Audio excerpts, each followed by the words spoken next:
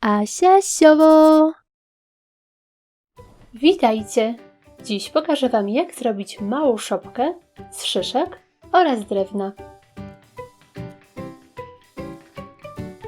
Szczegółową listę wszystkich potrzebnych przedmiotów znajdziecie w opisie tego filmu. Do szyszek mocuję plastry drzewa lub duże korale. Mocuję taśmę, żeby w miarę dobrze przylegała.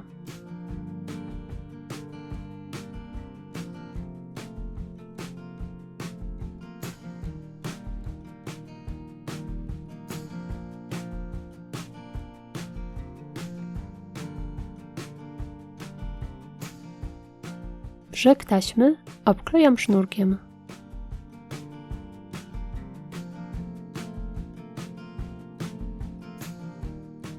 Drugą szyszkę owijam tak samo jak pierwszą.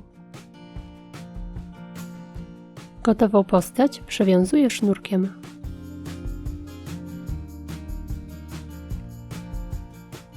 Najmniejszą postać robię z pompona i koralika.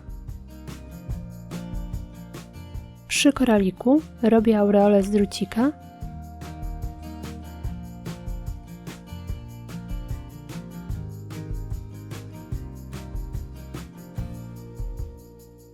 i owijam taśmą pompon.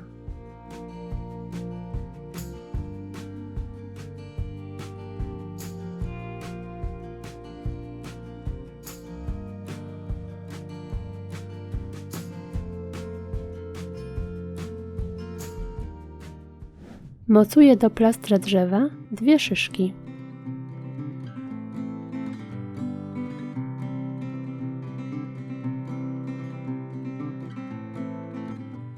Dodaję Jezusa. Na drzewie przyklejam mech.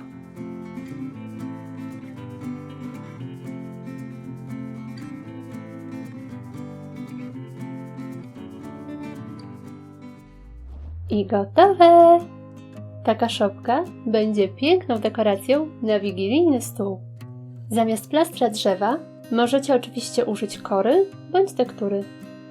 Zapraszam Was na mój kanał, gdzie znajdziecie inne pomysły na wykonanie szopek. Pozdrawiam! Pa, pa!